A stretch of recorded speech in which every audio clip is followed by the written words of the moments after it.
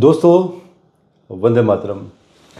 आज हमारा पहला चैप्टर केस स्टडीज़ के ऊपर, जिसमें कि मैं हर एक डोमेन के ऊपर जो पॉपुलर पर्सनैलिटीज़ हैं उनकी कुंडलियाँ आप लोगों के सामने लेकर आऊँगा, जिसमें हम उनकी लाइफ के बारे में विश्लेषण करेंगे कि आखिर क्यों उनकी लाइफ में इतना बड़ा संघर्ष रहा, कामयाबी किस तरह से रही।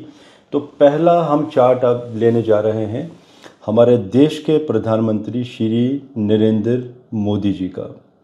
जो ज्योतिष के स्टूडेंट्स हैं उनके लिए मेरी रिक्वेस्ट है, जो एडवांस लेवल जिनका अभी नहीं है, आप पहले मेरे बेसिक लेक्चर सुन लीजिए, क्योंकि आज मैं ये जो कुंडली देने जा रहा हूँ ये बर्थ टाइम रेक्टिफिकेशन है श्री नरेंद्र मोदी जी का।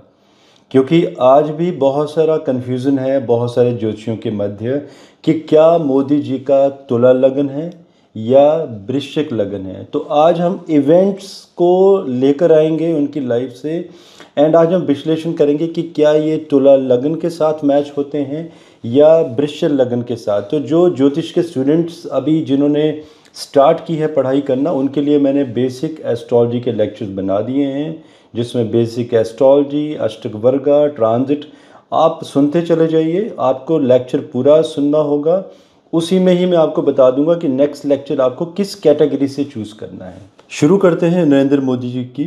जो टाइम दिया हुआ है स्क्रीन पर, जो मेरे पास है, जो मैं लेकर चलता हूँ, 12:09 डे टाइम, 17 सितंबर 1950 और 12:09 बाड़नगर गुजरात। और तुला लगन की भी कुंडली बनाएंगे हम बीच बीच में और देखेंगे कि इवेंट्स कहाँ पर मैच होते हैं। तो चलिए शुरू से शुरू करते हैं उनकी ज़िंदगी से। उनके पिताजी दामोदर दास मूलचंद, जो कि वाड़नगर रेलवे स्टेशन पर जिनकी चाय की दुकान थी, छोटा सा ग्रॉसरी का भी काम था। तो अब हम देखेंगे कि आखिर पिता का कैसे विचार किया जाए इस कुंडली से। तो पहले हम ले लेते हैं तुला लगन की कुंडली।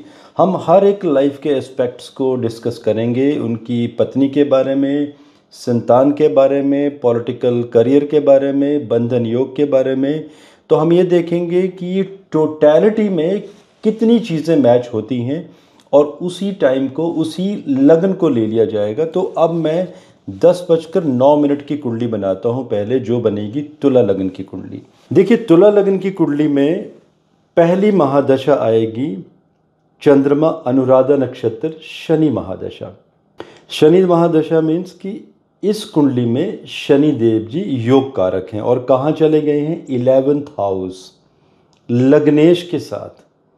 और 11th हाउस में शनि और दैत्य गुरु शुक्राचार्य का इकट्ठे हो जाना वहाँ पर, क्योंकि दैत्य गुरु शुक्राचार्य जो कि उनकी जो ज़्यादा जो प्रेफरेंस होती है शनि देव जी के लिए, राहु के लिए, केतु के लिए, और शनि और शुक्र तो वैसे भी आपस में मित्र हैं और 11th हाउस में चले गए हैं। तो ये क्या इंडिकेशन दिखाई देता है कि जातक का बचपन बहुत ही बेहतरीन जाना चाहिए, बहुत सारे फंड्स, बहुत सारी फैसिलिटीज़, दुनिया के सब ऐशो राम, सबके सब सुख, क्योंकि शनि की महादशा में जन्म हो रहा है जातक का। और कौन सी? शनि मतलब योग कारक महादशा। अब इस कुंडली में अगर हम पिता के बारे में विचार करें तो पितृस्थान का स्वामी, 9th हाउस से पिता का विचार होता है। तो पिता स्थान का स्वामी एकाद शेष सूर्य के साथ 12th हाउस में चले गए हैं, केतु साथ में है। तो इसका इंडिकेशन दिखाई देता है कि पिता बहुत धनी होने चाहिए, क्योंकि पिता को इस कुंडली के भाग्येश और एकाद शेष का इकट्ठा होना मतलब पिता का बहुत बड़ा व्यापार, फ्लोरिशमेंट।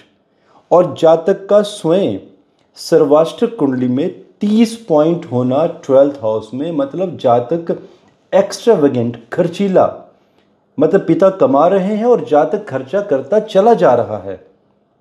तो आप सब लोगों को मालूम है कि नरेंद्र मोदी जी के पिता, जो कि चाय का स्टॉल चलाते थे, और उनके द्वारा ये भी बताया गया था कि उनका जो जीवन है बचपन में बहुत ही संघर्ष में, पॉवर्टी लाइन से नीचे, इनकी माता जी लोगों के घरों में काम करती थी और उसी से जो पैसा आता था, 6 भाई बहन हैं, उसी से भाई बहनों का पालन पोषण दिनचर्या चलती थी। तो सोचिए तुला दल लगन के कॉम्बिनेशंस कहीं ना कहीं मैच नहीं हो रहे हैं, क्योंकि तुला लगन में आप देखिए धन स्थान भी देख लीजिए। धन स्थान में मंगल और चंद्रमा, चंद्रमा 10th लॉर्ड है एंड मंगल आपके द्वितीय हाउस के स्वामी है, दूसरा घर मतलब धन स्थान।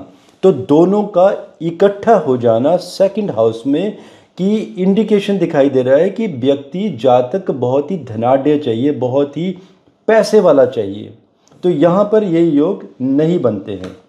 अब हम आते हैं वृश्चिक लगन की कुंडली में, जो कि मैंने 12:09 का समय लिया है। इस कुंडली में देखिए कि एक तो पिता की आयु कम दिखाई दे रही है। कैसे? सर्प दृष्टिकोण, इसके बारे में मैंने बहुत पहले भी व्याख्या की है। अभी जब दिल्ली के चीफ मिनिस्टर केजरीवाल जी को जब सज़ा हुई थी, जब जेल यात्रा के योग बने थे, उस समय भी मैंने कॉम्बिनेशन दिए थे कि सर्प दृष्टिकोण जब 12th हाउस को कनेक्ट करता है तो किस तरह से बंधन योग बनते हैं। अब सर्प दृष्टिकोण जिस हाउस में जिन भाव या कारकों के साथ कनेक्टेड होगा उससे संबंधित कार्य करेगा। वृश्चिक लगन में अब हम आते हैं। तो वृश्चिक लगन में पहला रूल, बादकेश कौन बनता है यहाँ पर? 9th हाउस का स्वामी। 9th हाउस के लॉर्ड यहाँ पर चंद्रमा लगन में चले गए हैं, षष्ठेश मंगल के साथ पीड़ित हैं। ये बात अलग है कि ये शत्रुहंता योग भी बना, इसके बारे में हम आगे बात करेंगे। लेकिन पिता को कष्ट तो यहाँ पर दिखाई दे रहा है। तो पिता का कष्ट, और वो भी किस तरह से? सर्प दृष्टिकोण देखिए, फॉर्मूला बता देता हूँ मैं जिनको नहीं मालूम है। आपकी जल राशियाँ, कर्क राशि, वृश्चिक राशि, मीन राशि। कर्क राशि में कोई भी प्लैनेट बैठे अगर वो 0 से 10 डिग्री के बीच में होगा तो इसे हम सर्प दृष्टिकोण कहते हैं। और अगर वृश्चिक राशि में स्कॉर्पियो साइन में अगर 0 to 20 डिग्री के बीच में प्लैनेट्स की डिग्री होगी तो ये भी सर्प दृष्टिकोण में आता है। और अगर मीन राशि में अगर प्लैनेट्स होंगे और वो 20 to 30 डिग्री के मध्य होंगे तो इसे सर्प दृष्टिकोण कहते हैं। तो इस कुंडली में, मोदी जी की कुंडली में, स्कॉर्पियो में चंद्रमा 9 डिग्री 29 मिनट अनुराधा नक्षत्र के और मंगल स्कॉर्पियो में 0 डिग्री 57 मिनट। तो दोनों को ही सर्प दृष्टिकोण, दोनों प्लैनेट्स के साथ कनेक्शन बनता है। तो देखिए सर्प दृष्टिकोण मतलब जिस भाव में बैठा हुआ है उस भाव की हानि करेगा और उस भाव की ज़्यादा करेगा जो भाव बादकेश या मारक, ये आगे हम और भी कुंडलियों में एग्जाम्पल देते चले जाएंगे। तो देखिए ये बना लगन में। तो देखिए पिता का कारक, एक और कॉम्बिनेशन भी देखेंगे यहाँ पर। पिता का कारक सूर्य जो कि केतु के साथ बैठे हुए हैं और पिता का जो भाग्य है, अब यहाँ से पिता का भाग्य कैसे देखेंगे? इसी कुंडली से सूर्य और केतु, सूर्य पिता का कारक है और वो चला गया है 11th हाउस में, केतु साथ में बैठा है। राहु केतु जब भी सूर्य को ग्रसित करते हैं तो सूर्य मतलब पिता के लिए अच्छा नहीं रहता है, जातक की खुद की भी पर्सनैलिटी में दोष आ जाते हैं। लेकिन इसमें हम देखेंगे कि दोष कटे कैसे। तो सूर्य केतु से अब हम 9th हाउस देखेंगे कि पिता का भाग्य सूर्य से 9th हाउस से देखा जाएगा। तो एक ही कुंडली से आप घर के हर एक व्यक्ति के बारे में विचार कर सकते हैं। तो 9th हाउस कौन सा हुआ? इस कुंडली का सप्तम घर। कौन सी कुंडली? वृश्चिक लगन की कुंडली। अब इस सप्तम घर के ऊपर एक तो मेलफिक मारक शनि की 10वीं दृष्टि एंड दूसरा इसी सप्तम घर के ऊपर मंगल की भी शत्रु सप्तम दृष्टि। तो क्लासिक्स के रूल्स भी हैं कि जब इस तरह से कोई शनि मंगल से कोई घर पीड़ित हो जाता है तो उस भाव की हानि होती है, मतलब पिता का जो भाग्य है उसमें हानि, मतलब पिता के व्यवसाय में, पिता के भाग्य में यहाँ पर हानि हो रही है। अब इसी में एक कॉम्बिनेशन और देखेंगे कि 10th हाउस जो कि रोजगार का स्थान भी है, जिसमें कि शनिदेव जी खुद बैठे हैं और शनिदेव जी यहाँ पर बादकेश हैं शनि देव जी यहाँ पर मारक हैं और शुक्र भी वृश्चिक लग्न की कुंडली के लिए मारक होते हैं। दोनों का 10th हाउस में बैठ जाना ये इंडिकेट करता है कि जातक की लाइफ बहुत टफ रहेगी, बचपन बहुत संघर्ष में रहेगा। आप लोगों ने सुना भी होगा कि नरेंद्र मोदी जी खुद जब बहुत छोटे थे तो ट्रेन में चाय का आवंटन करते थे, चाय सप्लाई करते थे। तो सोचिए, जो बचपन जिसमें बच्चे खेलते कूदते हैं, पढ़ाई करते हैं, बदमाशियाँ शरारतें करते हैं, रिश्तेदारों के यहाँ पे आना जाना, हर तरह का एंजॉयमेंट करना, उस समय वो संघर्ष कर रहे थे, अपने पिता के साथ कार्य कर रहे थे। अब यहाँ पर एक कॉम्बिनेशन और बताना चाहता हूँ जो मेरे अपने पर्सनल एक्सपीरियंस से बता रहा हूँ। मुझे मालूम है बहुत सारे लोगों के ये भी क्वेश्चंस होंगे स्टूडेंट्स के कि इस कुंडली में बुध 0 डिग्री कंबस्ट मतलब डीप कंबशन, क्योंकि सूर्य की डिग्री भी 0 है, तब तो वाणी में दोष होना चाहिए। मतलब जातक पॉपुलर भी नहीं होना चाहिए क्योंकि सूर्य बुध 11th हाउस में बैठे हैं और केतु भी साथ में है। अब यही हम लोग गलती करते हैं। हम लोग अपना एक माइंडसेट बना के चल पड़ते हैं कि बुध अस्त हुआ तो मतलब वाणी में दोष होगा ही होगा। मेरे जो बेसिक लेक्चर मैंने दिए हैं, मैंने कहा होगा वहाँ पर कि बुध अस्त मतलब कि वाणी में दोष। लेकिन जब एडवांस लेवल में आप जाओगे तो मैं कुछ कॉम्बिनेशन भी बताऊंगा। देखिए, सूर्य बुध यहाँ पर आपको ध्यान देना होगा। कैलकुलेशन कीजिए कि सूर्य 10th के लॉर्ड हैं और वृश्चिक लग्न के लिए फंक्शनल बेनिफिक हैं, और बुध यहाँ पर एकादश शेष हैं, बेशक मेलफिक हैं। दोनों का 11th हाउस में बैठना और साथ में सूर्य की 10th राशि के ऊपर देवगुरु बृहस्पति जो पंचमेश भी हैं उनकी दृष्टि होना, और साथ में शनि और शुक्र जो कि शनि तृतीयेश भी हैं, पराक्रम, वेलर, साहस, और शुक्र जो कि सप्तमेश भी हैं, रोजगार के स्वामी भी हैं। तो जब इनका कॉम्बिनेशन जब 4th एंड 10th में बनेगा तो ये जो सूर्य और बुध का प्रभाव है, सूर्य और बुध को वहाँ पर बल मिलेगा। किस तरह मिलेगा? चौथा स्थान जनता का, गुरु का वहीं खुद बैठ जाना, मतलब जनता की सपोर्ट। शनि देव जी का चौथे घर को देखना, अपनी राशि को, मतलब जनता दीवानी हो जाती है ऐसे लोगों की। और सप्तम घर मतलब जनता का सुख, 4th हाउस से जनता की लाइकिंग और 7th हाउस से जनता का सुख। तो सप्तम घर के ऊपर शनि देव जी की शुभ दृष्टि शुक्र की राशि के ऊपर, और साथ में मंगल भी देख रहे हैं, वहाँ पे एग्रेशन भी है, लेकिन मंगल यहाँ पर लग्नेश भी तो हैं, और चंद्रमा के साथ एक राजयोग की स्थापना भी तो हो रही है लगन में, कि ऐसा जातक जनता का चहिता होगा। एक ग्लोबल लीडरशिप यहाँ पर दिखाई देती है। और रही बात वाणी की, तो सूर्य बुध, आप हमेशा ये याद रखिएगा 11th हाउस में जब भी होंगे, 11th हाउस पॉपुलैरिटी का होता है, ये एक बुध आदित्य योग भी बनता है। और केतु मीन्स स्पिरिचुअलिज्म, आप बहुत ही सोच समझ के, जातक कर्मठ होता है, बहुत ही ध्यान से बिना गलती किए कहता है। और दोस्तों ये बात मानने पड़ेगी आपको, जब आप इतने बड़े बड़े पदों में होते हैं तो गलतियां बहुत सारी होती हैं। आप यूएस के राष्ट्रपति जो भूतपूर्व राष्ट्रपति रह चुके हैं डोनाल्ड ट्रंप, आपको मालूम होगा कुछ तो ऐसी बातें भी चल रही थी पीछे ह्यूमर्स कि Guinness book of world record में उनका नाम आएगा कि उन्होंने कितने झूठ कहे हैं अपने करियर में। आप सोचिए कि अगर कोई बाई चांस मिस्टेक होती है तो आप ये भी तो जानना होगा कि एक लीडर जो पूरे देश को चला रहा है, गलती होने की संभावना होती है। अब इनकी वाइफ के ऊपर भी विचार किया जाए। इनकी मैरिज हुई थी 1968 में, जब ये 18 वर्ष के थे, और शादी हुई नहीं हुई बराबर है। अब हम तुला लग्न में आते हैं। पहले 10:09 की कुंडली के ऊपर तुला लग्न क्या कहता है यहाँ पर कि सप्तमेश मंगल जो कि 2nd हाउस में बैठे हैं, चंद्रमा 10th लॉर्ड, मतलब पत्नी, 10th मतलब व्यवसाय, पत्नी की तरफ से लाभ, और वो भी कहाँ? लाभ स्थान, धन स्थान में, कि धन स्थान में राजयोग, चंद्र मंगल का नीच भंग राजयोग। इसका अर्थ ये है कि पत्नी बहुत ही धनी परिवार से संबंध रखेगी और बहुत सारा धन लेके आएगी। मतलब इतना सारा धन कि जातक को ताउम्र कोई भी कार्य करने की ज़रूरत ना पड़े। और यहाँ पर मैरिड लाइफ बेहतरीन दिखाई दे रही है, बिकॉज यहाँ पर पंचम में गुरु, पीस, प्रोस्पेरिटी पंचम में, और 11th हाउस में शुक्र और शनि। 10th हाउस भी बहुत अच्छा है, 4th हाउस भी बहुत अच्छा है।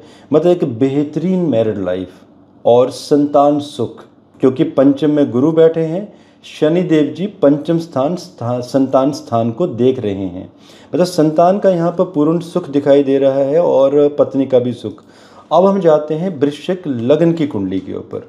वृश्चिक लग्न की कुंडली ये बता रही है कि सप्तमेश शुक्र, जो कि कारक भी हैं सप्तम घर के, और शुक्र कहाँ चले गए हैं इस कुंडली में? पूर्वा फाल्गुनी अपने ही नक्षत्र के। एक क्लासिक्स के रूल भी हैं कि जब भी कोई प्लैनेट, अगर शुक्र की बात कर लेते हैं, शुक्र जब भी अपने नक्षत्र का होगा, सप्तमेश होगा, तो वो मैरिड लाइफ में सुखों में कमी कर देगा। और शुक्र तो वैसे भी वृश्चिक लग्न में मेलफिक हैं, और मेलफिक शनि के साथ 10th हाउस में बैठे हैं। तो 10th हाउस मतलब सप्तम घर से 4th हाउस, शादी का सुख। तो शादी के सुख में यहाँ पर कमी दिखाई दे रही है। शादी क्यों हुई? क्योंकि देवगुरु बृहस्पति, जो कि पंचमेश थे, गुरु की दृष्टि थी शनि और शुक्र के ऊपर, 10th हाउस के ऊपर। तो गुरु ने शादी तो करवा दी, लेकिन शादी के सुख से ऐसा जातक वंचित रहता है।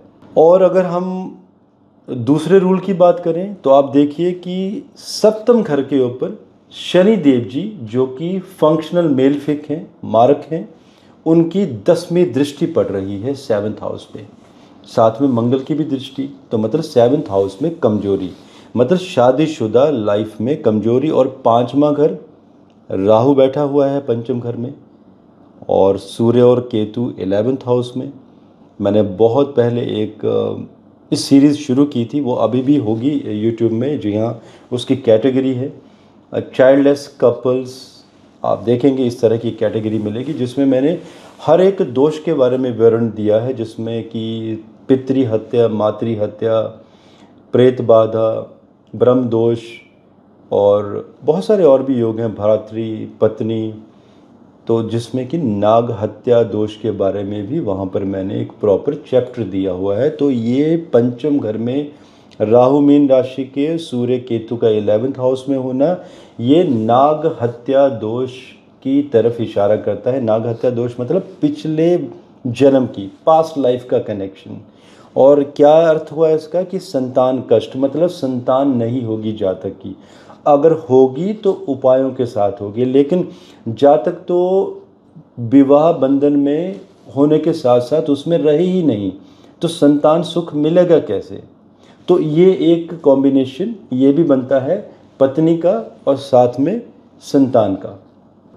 एक कॉम्बिनेशन और भी देख सकते हैं आप यहाँ पर कि जब नरेंद्र मोदी जी की शादी हुई थी तो बुध की महादशा चल रही थी, और बुध इस कुंडली में मार्क हैं, मेलफिक हैं, कंबशन में हैं। कंबशन के भी अलग अलग मीनिंग होते हैं, कहीं वाणी दोष देता है, कहीं नहीं देता है। तो यहाँ पर क्या हुआ, जब मरकरी की महादशा स्टार्ट हुई थी तो मरकरी यहाँ पर D9 नववांश कुंडली में, जो ज्योतिष के स्टूडेंट हैं, टाइम दिया हुआ है आपके सामने, आप अपने सॉफ्टवेयर में कुंडली बना लीजिए, क्योंकि नववांश कुंडली वृश्चिक लग्न की बनती है। उसमें बुध तीसरे घर में, अगेन बुध आदित्य योग बना है, सूर्य बुध इकट्ठे हैं, लेकिन उसके दोनों तरफ शनि और केतु पाप कारत्री कॉम्बिनेशंस, मतलब बुध के ऊपर एक हाईली अफ्लिक्शन। तो ये क्या इंडिकेट कर रही है कि शादीशुदा लाइफ में सुख नहीं प्राप्त होगा। शादी होगी लेकिन वो कहने के लिए शादी होगी। अब हम शुरू करेंगे इमरजेंसी की स्थिति के बारे में, क्योंकि नरेंद्र मोदी जी, जिन्होंने जो आरएसएस के प्रचारक भी रह चुके हैं, बाद में भारतीय जनता पार्टी भी इन्होंने ज्वाइन की, तो आरएसएस इमरजेंसी, जो कि आरएसएस का भी यहाँ पर कनेक्शन, आरएसएस के प्रचारक, तो इमरजेंसी लगी थी भारत में 25 जून 1975 को, और ये 1977 तक चली। अब हम देखेंगे बंधन योग, तुला लग्न में चले जाते हैं, क्योंकि उस समय नरेंद्र मोदी जी आरएसएस के प्रचारक थे, बहुत बड़े बड़े पॉपुलर नेता जिन्हें पकड़ा भी नहीं जा सकता था, कुछ क्रांतिकारी भी थे, तो बहुत साहसी थे, लेकिन कहीं ना कहीं सबको पकड़ लिया गया, जेलों में बंद कर दिया गया। नरेंद्र मोदी जी उस समय पकड़े नहीं गए थे, अंडरग्राउंड हो गए थे। तो ये भी तो योग चेक करेंगे हम। तुला लगन की कुंडली आप देखिए, तुला लगन की कुंडली में दोनों तरफ मेलफिक प्लैनेट्स हैं, द्वितीय हाउस में भी एंड 12th हाउस में भी। 12वां घर जेल यात्रा के बारे में इशारा करता है। मैंने बहुत सारे पुराने वीडियोस में भी कहा है, आपको याद होगा महाराष्ट्र के होम मिनिस्टर अनिल देशमुख, उनके बारे में मैंने कहा था अप्रैल 2022 की बात है कि उन्हें जेल यात्रा बनेगी उसी समय में, विद इन 15-20 डेज। तो आप देखिए मई 2022 की बात है, आप देख लीजिएगा। ये सारे वीडियोस आप लोगों को वीडियो के शॉर्ट्स ट्रू प्रेडिक्शन की एक कैटेगरी है, वहाँ पर मिल जाएंगे। तो कॉम्बिनेशन मैंने वहाँ पर और डिटेल में समझाए हैं कि जेल यात्रा योग कैसे बनता है।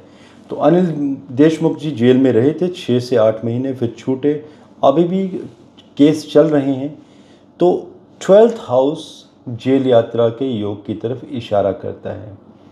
केजरीवाल जी के भी बारे में मैंने बताया था, तो वो भी जेल चले गए। तो ये कॉम्बिनेशन है, मेरे बोलने से कोई जेल नहीं जाएगा, जस्ट एस्ट्रोलॉजिकल कैलकुलेशन कि आप कितने कॉन्फिडेंट हो आप अपनी कैलकुलेशंस में। 12th हाउस में सूर्य और केतु, और 2nd हाउस में मंगल, मतलब लगन पीड़ित हो गया है मेलफिक प्लैनेट्स के अंदर, तुला लगन में। तो अगर तुला लगन होता मोदी जी का, तो उस समय इमरजेंसी में उन्हें जेल होती थी, वो कहीं ना कहीं 1 या 2 वर्ष तक वो भी किसी जेल में, किसी ना किसी जेल में बंद होते थे, लेकिन वो अंडरग्राउंड हो गए थे। बल्कि उसी समय उन्होंने बहुत बड़े बड़े काम किए, प्रचारक तो थे ही थे। उन्होंने उस समय एक किताब भी लिखी थी जिसका नाम था संघर्ष में गुजरात, जिसका अर्थ निकल के आता है कि संघर्ष में गुजरात। तो ये उसी समय की बात थी, और उस समय उनका जो पीरियड चल रहा था वो चल रहा था बुध में शनि का अंतर, और प्रत्यंतर भी थे, लेकिन हम शनि के अंतर की तरफ ही आ जाते हैं। और ये बात कर रहा हूँ मैं वृश्चिक लगन की कुंडली की। तो देखिए वृश्चिक लगन में क्या दिखाई दे रहा है कि एक तो शत्रु हंता योग लगन में बना हुआ है, मतलब इनके शत्रु इनके बारे में जितना भी भला बुरा कहेंगे, वो खुद उतने ही ज़्यादा पीड़ित होंगे। वो अपने पैरों पर कहीं ना कहीं नरेंद्र मोदी जी का नाम लेकर खुद ही अपने पैरों पर कुल्हाड़ी मारेंगे, क्योंकि षष्ठेश 9th भाग्य स्थान के साथ लगन में चला गया है मंगल ही। और मंगल नवांश कुंडली में 9th हाउस में, और वर्गों में दिशांशा कुंडली में भी कर्क राशि के हैं। सो शत्रु जितना इन्हें परास्त करने की कोशिश करेंगे, उतनी ही उन्हें मुंह की खानी पड़ेगी। तो उस समय बुध महादशा में शनि का अंतर, शनि तृतीयेश, और कहाँ बैठे हैं 10th हाउस में, कुछ करने की चाह, कार्य स्थान में, और वो भी शुक्र के साथ चले जाना। शुक्र मतलब 7th हाउस की कोई कंट्रोवर्सी, कोई देश के ऊपर युद्ध, कोई परेशानियों से देश, तो दोनों का साथ में 10वें घर में इकट्ठे होना, देवगुरु बृहस्पति की दृष्टि, मतलब तृतीयेश का पावरफुल होना। तीसरे घर से क्या देखा जाता है? पराक्रम, साहस, निडरता, पत्रकारिता, राइटिंग, इंसान का बोलचाल, शॉर्ट ट्रैवल्स। इंसान ट्रैवलिंग बंद नहीं करता है, लेकिन आप पकड़ नहीं सकते ऐसे जातक को। तो इन्होंने इमरजेंसी के समय में बहुत बड़े बड़े काम किए। तो ये पॉइंट भी ये इंडिकेट करता है कि वृश्चिक लगन की तरफ ही यहाँ पर इशारा दिखाई देता है। अब हम और पॉइंट्स जो मैंने बनाए हैं उस पर भी हम ध्यान देंगे। थोड़ा सा एजुकेशन के बारे में विचार कर लेते हैं इसी कुंडली से। अब तुला लगन में नहीं जाएंगे क्योंकि बहुत सिंपल कॉम्बिनेशन है, बिकॉज एजुकेशन मैच होती है।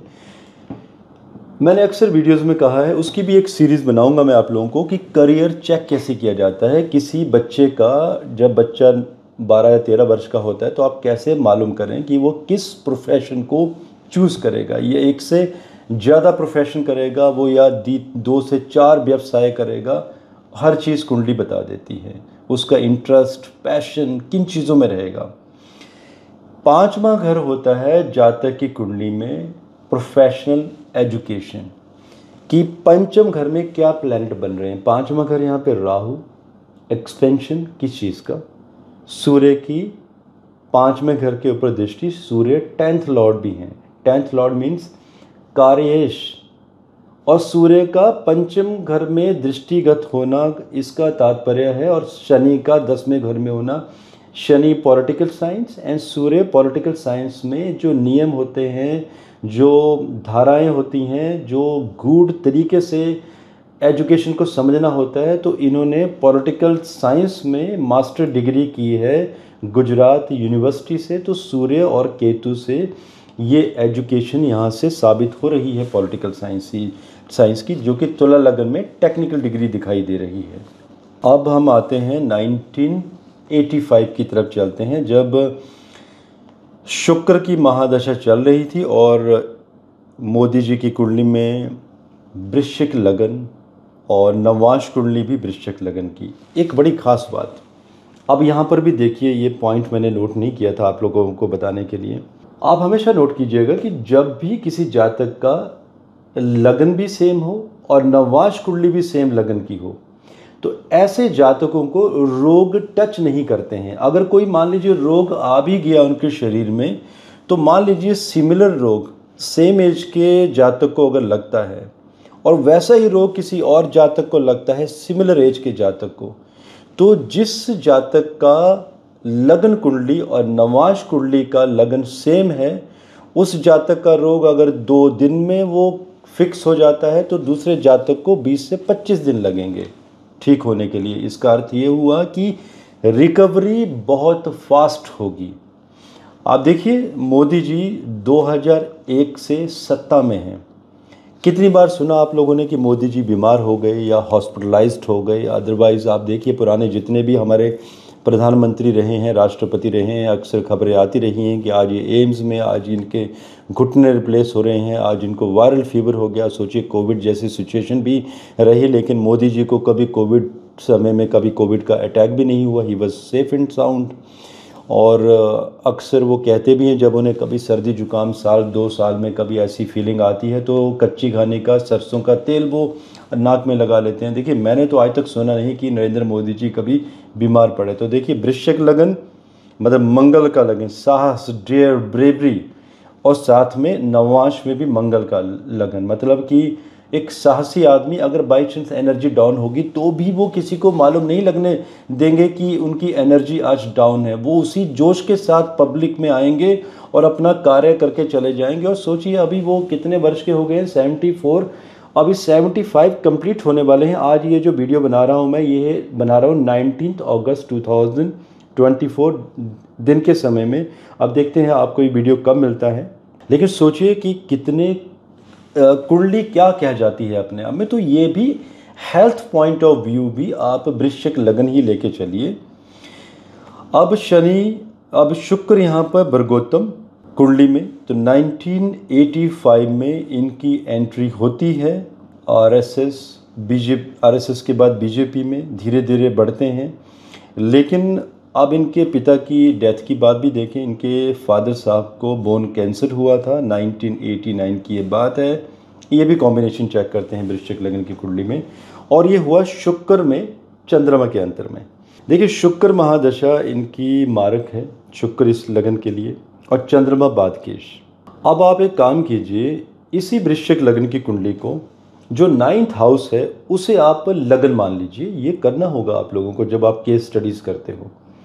कर्क लगन की कुंडली बना लीजिए और ग्रहों को उसी हिसाब से आप क्रम में डालते चले जाइए। कर्क लगन मतलब इनके पिता की कुंडली, यहीं पे हम बनाएंगे कर्क लगन की कुंडली।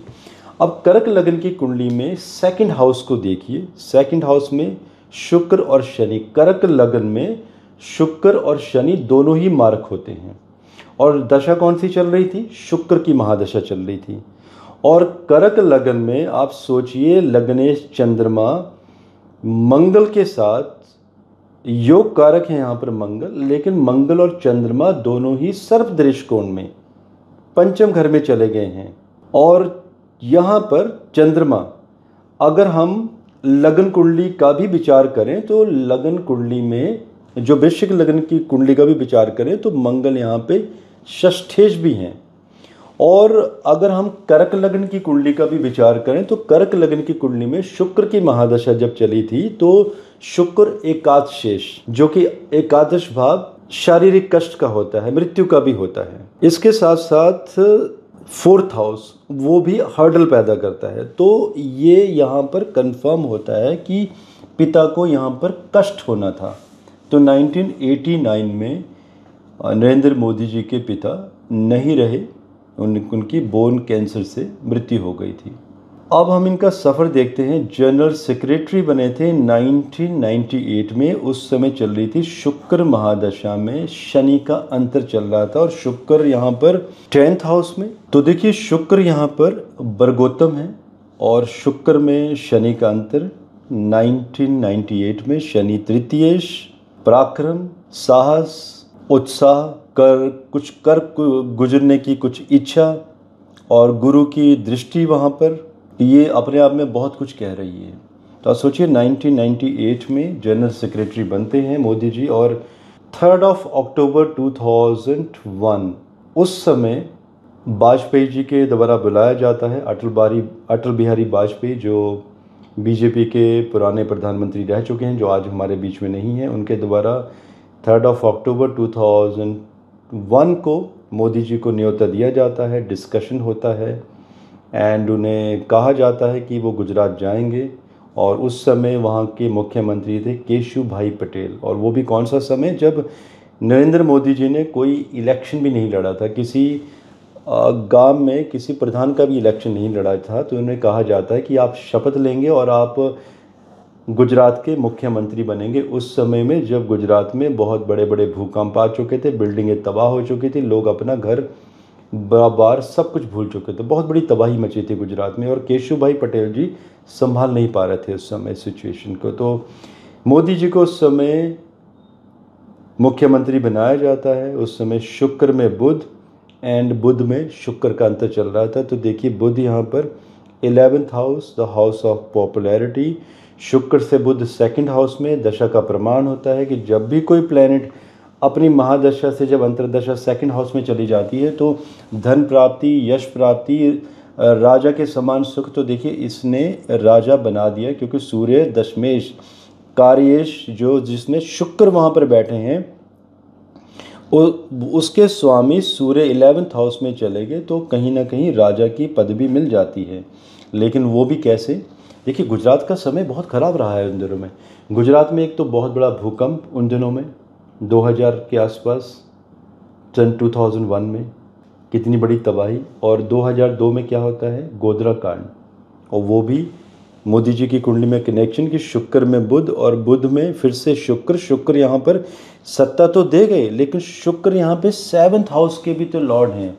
7th हाउस होता है वार का, युद्ध का, गृह युद्ध, वायलेंस, मतलब लोगों का आपस में भिड़ जाना एक दूसरे के साथ। जो आज ये सिचुएशन बनी है देश में, जो मैंने ऑलरेडी प्रिडिक्ट की थी कि अब ये देश और दुनिया में होने वाला है जब शनिदेव जी वक्री होंगे 29 जून 2024 को। तो ये घटनाक्रम बदलते रहते हैं। तो सोचिए ये घटनाक्रम क्या बता रहे हैं यहाँ पर कि प्रधानमंत्री बने भी लेकिन ताज भी मिला कांटों वाला, इतनी बड़ी सिचुएशन, और जिसमें कि इन्हें मिसअंडरस्टूड किया गया। उसके बाद एसआईटी बिठाई गई 2002 से 2012 तक इनके अगेंस्ट केसेस चले। इन्हें पूरी दुनिया ने गलत माना कि नहीं इनकी कोई गलती थी। लेकिन 2014 में जब चंद्र में गुरु का अंतर चल रहा था और वो भी गज केसरी पीरियड लाइफ का, और वो भी चंद्र और गुरु दोनों ही वृश्चिक लग्न की कुंडली के लिए बेनिफिक प्लैनेट्स हैं। और जब ये प्रधानमंत्री बनते हैं तो उस समय शनि की 7.5, उस समय भी क्वेश्चन आया था बहुत सारे लोगों के मन में कि क्या ये प्रधानमंत्री बन पाएंगे 7.5 के पीरियड में। तुला राशि में शनि थे उस समय।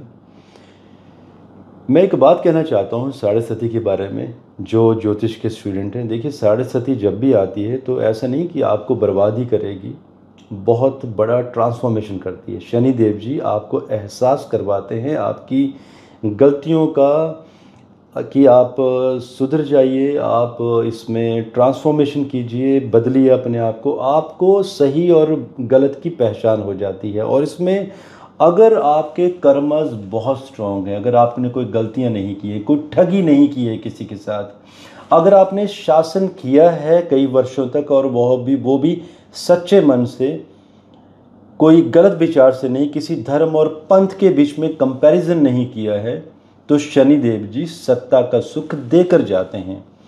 तो 2014 में मोदी जी का फिर से प्रधानमंत्री बनना, वो भी साढ़े सती के पीरियड में, ये इंडिकेट करता है कि जब वो मुख्यमंत्री बने थे और वो 13 वर्षों तक मुख्यमंत्री रहे, इसका तात्पर्य है कि उन्होंने बहुत ही ईमानदारी से अपना कार्य किया होगा।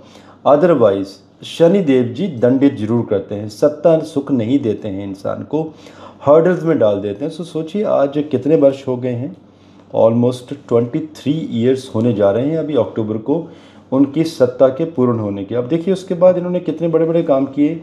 रेड टेपिज्म कहा जाता है लाल फीताशाही, जिसे इन्होंने भारत में ख़त्म किया, बहुत सारी योजनाएं लेके आए।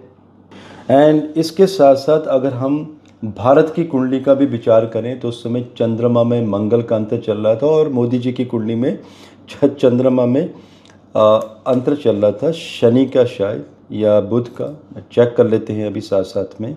तो उस समय दोस्तों ये बात है 2018 की बात है। अब देखिए हम ये भी देखेंगे कि इनका जो साहस, मंगल इनके लगन में, उस समय चंद्रमा की महादशा चली थी। किस समय? जब भारत में नोटबंदी की गई थी, उस समय भारत की कुंडली में चंद्रमा में मंगल का अंतर चल रहा था। तो मंगल का अंतर मतलब एग्रेशन, कोई बहुत बड़ी डिसीजन मेकिंग, और मोदी जी का वैसे भी मंगल इसी ने शत्रुहंता योग बनाया है। तो जो लाल फीताशाही जिसे बंद किया गया था, तो इन्होंने अचानक ही हर चीज़ को जो काला धन था उसे शट डाउन करवा दिया।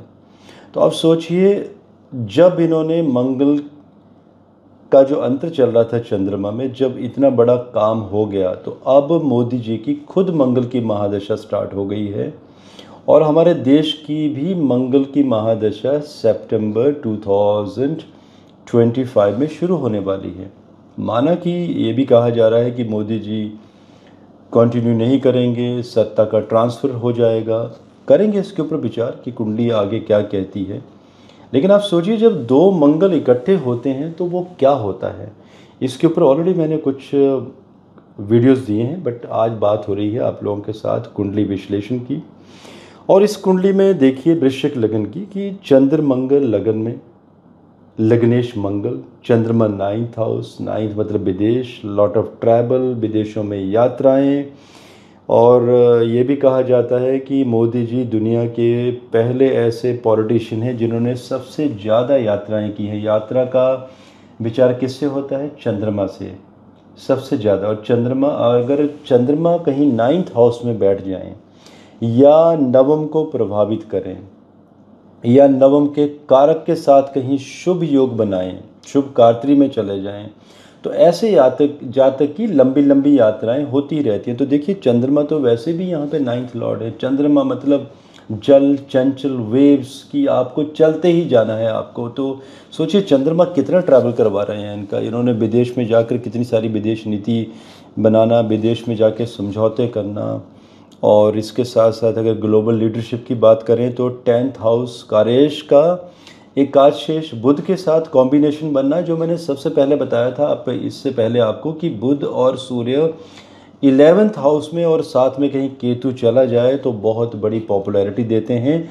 और ये जो कंबशन का रूल है इसे वहाँ पर कंसिडर नहीं किया जाता है जब वहाँ पर केतु आ जाता है, क्योंकि केतु कोई भी गलत बात नहीं कहेगा। केतु सोच समझ के, दृढ़ता से, स्थिरता से, स्टेबिलिटी से, शांति से, स्पिरिचुअलिटी से विचार करेगा, सोचेगा, समझेगा, तब जाकर इंसान शब्दों का प्रयोग करता है।